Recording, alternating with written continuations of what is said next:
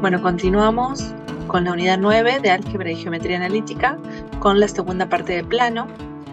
En esta oportunidad vamos a ver familia UAS de planos, lo mismo que vimos para familia de rectas.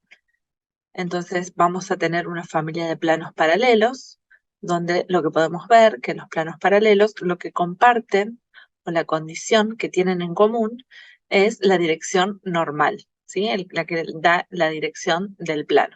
Entonces, la familia de planos va a tener como condición que tendrán todos la misma normal. Y lo que cambia es el término independiente.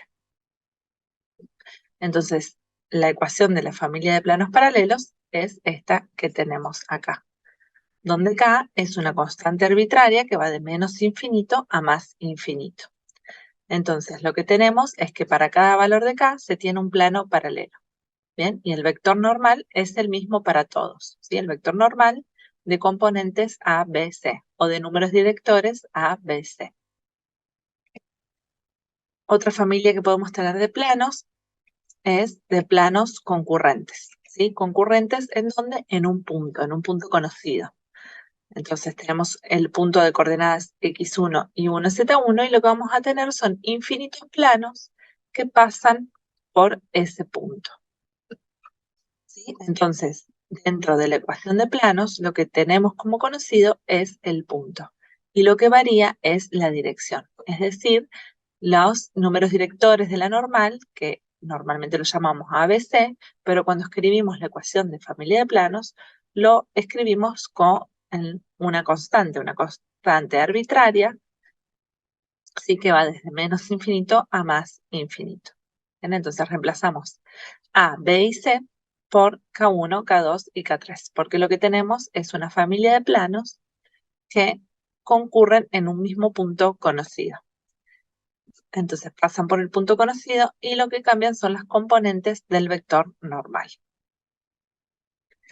Y al igual que en rectas, que veíamos que podíamos encontrar las ecuaciones de la recta a partir de dos rectas conocidas que se intersectaban en un punto, en planos, cuando dos planos se interceptan, lo que forman es una recta. Entonces tenemos la familia de planos que pasan por la recta intersección de otros dos, es decir, dos planos conocidos, pi1 y pi2, ¿sí? Cuando se interceptan, forman una recta.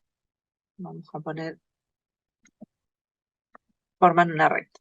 Entonces, por esa recta, formada por la intersección de los planos pi1 y pi2 conocidos, ¿sí? Al plano pi1 lo vamos a escribir con la ecuación general de esta forma, ¿sí? Con los coeficientes A1, B1 y C1, D1, y el plano pi2 con los coeficientes A2, B2, C2 y D2.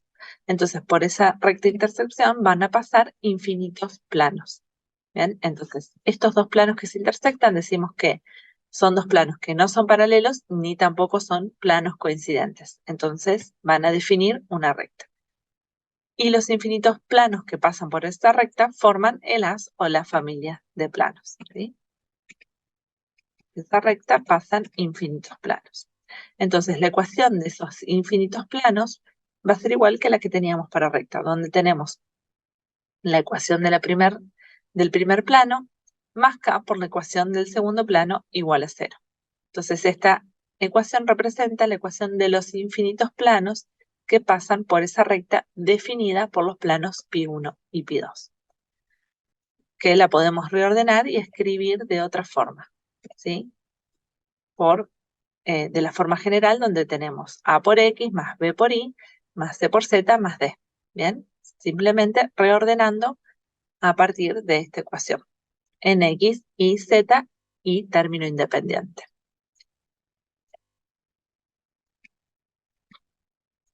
Veamos ahora la ecuación normal del plano, que también es similar a la recta. Entonces tenemos los ejes coordenados X, Y, Z, tenemos el plano pi, el origen del sistema de coordenadas, la normal del plano, ¿sí? Que dado por los componentes del vector normal A, B y C, vemos que la normal es un vector que parte del origen y es perpendicular al plano. ¿sí? Lo mismo que para rectas. Teníamos una normal que partía del origen, bien, y era perpendicular a la recta. Acá es lo mismo, pero perpendicular al plano.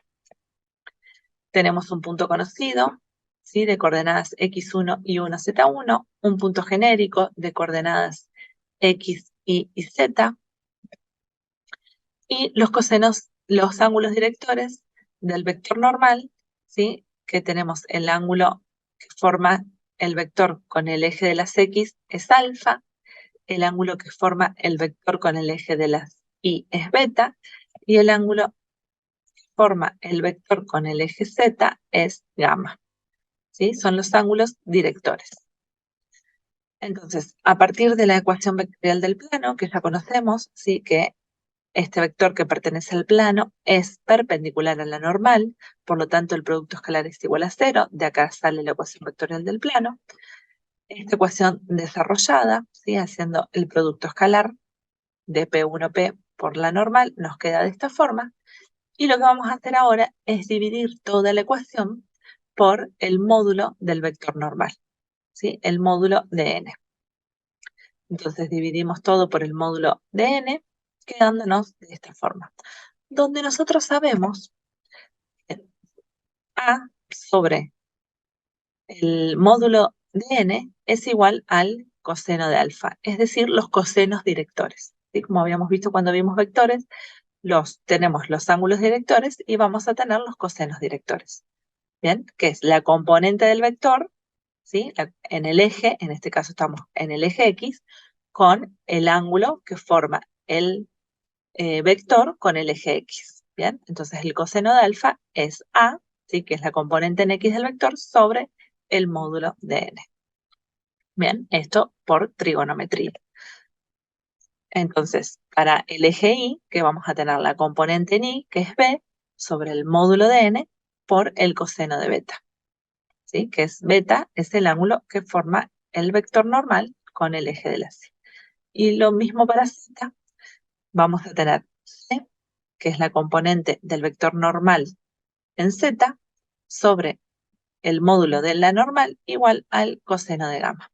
¿Sí? Gamma es el ángulo que forma el vector normal con el eje Z. Entonces, a partir de acá, de esto que acabamos de decir a partir de los cosenos directores del vector normal, reemplazamos en la ecuación que teníamos antes.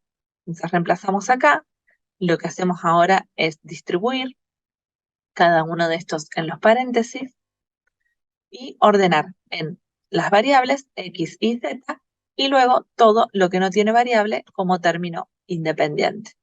¿Bien? Y lo mismo que lo que habíamos visto para rectas, que todo esto, ¿sí? En la ecuación normal de la recta, lo que representaba, ¿sí? Era P, que era la distancia desde el origen del sistema de coordenadas hasta la intersección con la recta sobre el vector normal.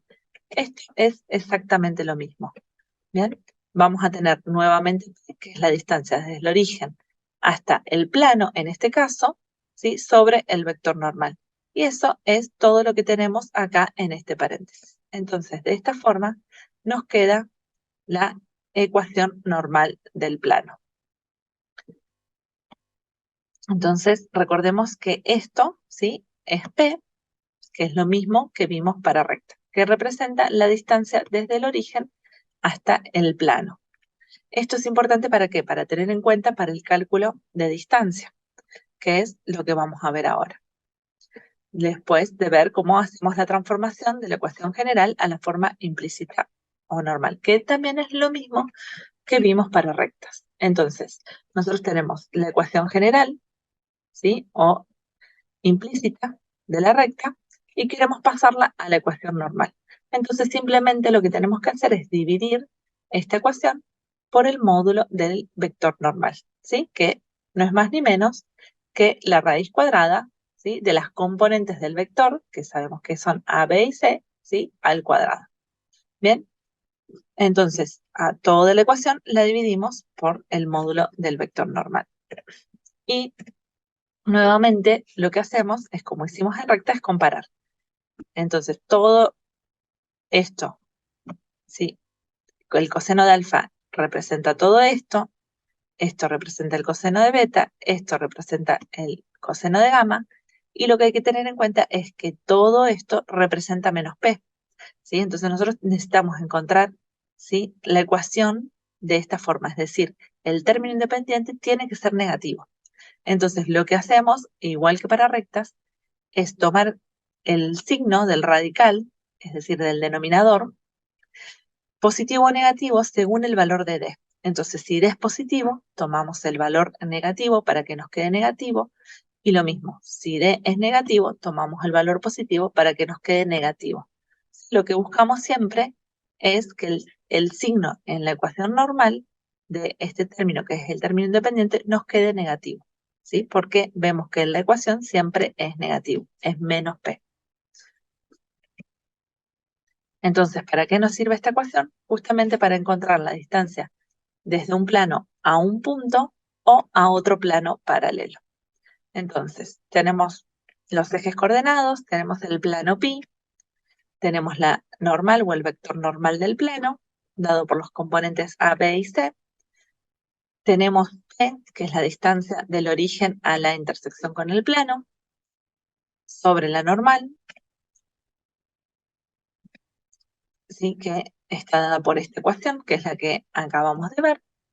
Y tenemos un punto Q0 de coordenadas x0 y 0z0, al cual queremos calcular la distancia. Queremos conocer la distancia del plano pi al punto Q0.